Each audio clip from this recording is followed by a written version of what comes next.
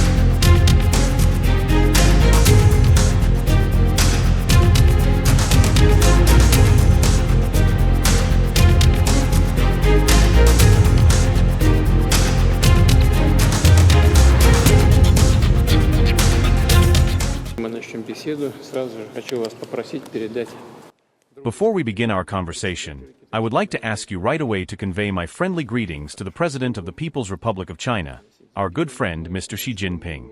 We are waiting for him in Russia. On the occasion of the 80th anniversary of the victory in the Great Patriotic War, the Second World War, we will celebrate this anniversary together, both the victory over Nazi Germany and the victory over militarist Japan. We will prepare a good, rich program. I hope that it will be connected not only with participation in the celebrations, on May 9th, but it will also be a separate visit. The Chinese president will be our main guest, and we will have an opportunity to talk about the current state of bilateral relations and to discuss our interaction on international platforms, among which, of course, first of all, we highlight the United Nations, the UN Security Council, as well as the Shanghai Cooperation Organization, BRICS, and several other platforms where we work together successfully. First of all, let me convey to you the warmest greetings from your longtime friend, President of China Xi Jinping. Since the beginning of this year, the President has been in close contact with you. Under your leadership, bilateral relations are developing, multifaceted cooperation is being systematically promoted, and international cooperation between our countries is deepening.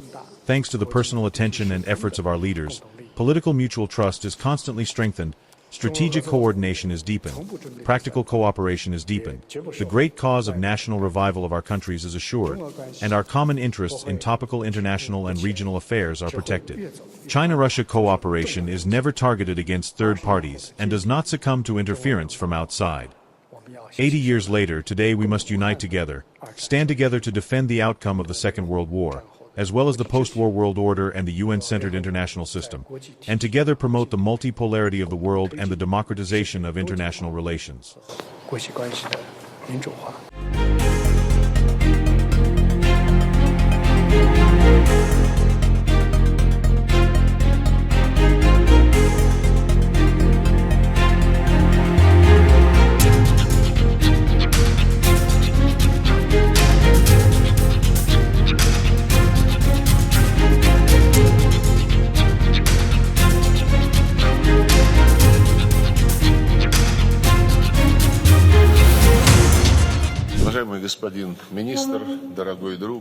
Dear Mr. Minister, dear friend, colleagues, friends, we are pleased to welcome Mr. Wang Yi to Moscow on an official visit, the purpose of which is to prepare for the upcoming Russian-Chinese summit in May.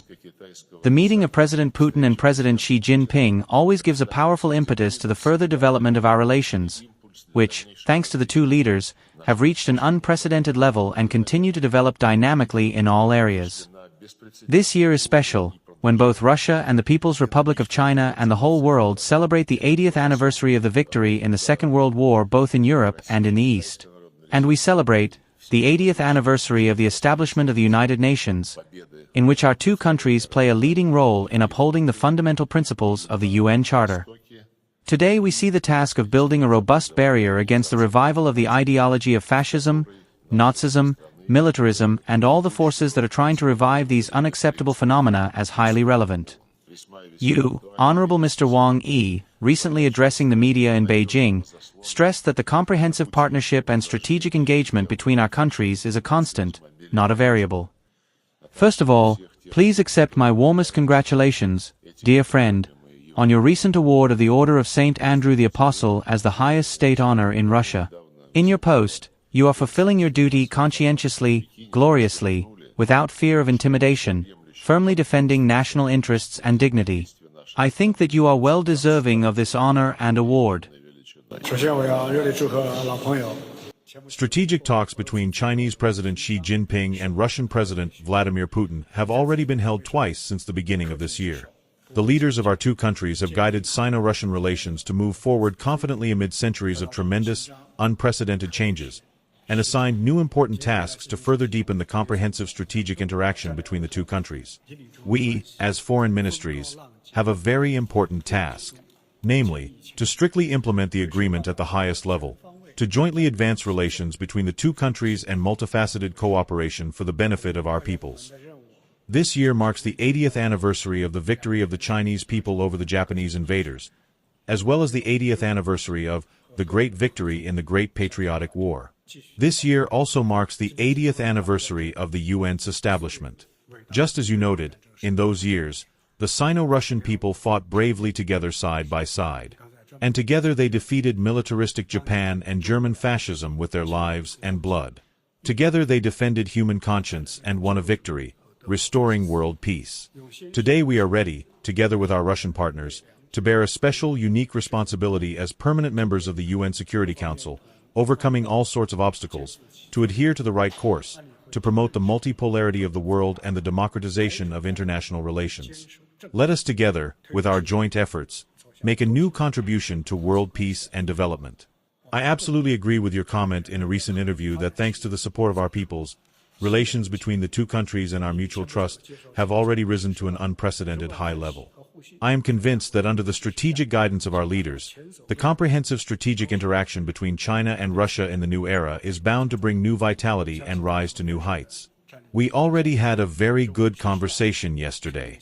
I am ready to join you today to comprehensively synchronize our watches and strengthen our strategic coordination, and make the best preparations for high-level and top-level contacts this year. 进一步全面